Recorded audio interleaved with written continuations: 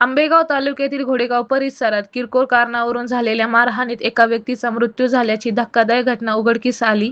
या प्रकरणी घोडेगाव पोलीस ठाण्यात खुनाचा गुन्हा दाखल करण्यात आला असून खून करणाऱ्या आरोपीला घोडेगाव पोलिसांनी तात्काळ अटक केली आहे. सदर आरोपी न्यायालयात हजर केले असता न्यायालयाने 3 दिवसाची कोठडी मंजूर केली आहे.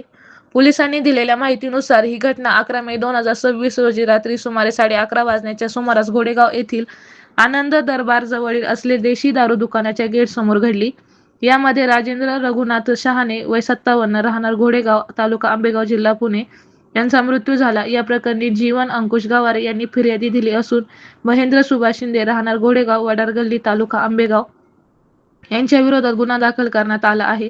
पोलिसांच्या माहितीनुसार आरोपी महेंद्र शिंदे यांनी मयत राजेंद्र शहाणे यांच्याकडे दारू पिण्यासाठी पैसे मागितले होते. मात्र पैसे देण्यास नकार दिल्याने आरोपीने संतापाच्या भरात लाकडी काठीने शहाणे यांच्या डोक्यावर, पाठीवर, हातांवर मारहाण केली. या मारहाणीत गंभीर जखमी झालेल्या शहाणे यांचा मृत्यू झाला. घटनेनंतर पोलिसांनी पंचनामा व साक्षीदारांची जबाब तसेच इतर तपासाच्या आधारे आरोपीविरोधात खुनाचा गुन्हा दाखल केला होता. सदर गुन्ह्याबाबत घोडेगाव पोलिसांनी परिसरातील सीसीटीव्ही फुटेज चेक करून व साक्षीदार यांच्याकडे तपास करून तात्काळ आरोपी महेंद्र शिंदे यास अटक केली. आरोपीस घोडेगाव न्यायालयात हजर केले असता त्याला 3 दिवसाची कोठडी सुनावण्यात आली आहे.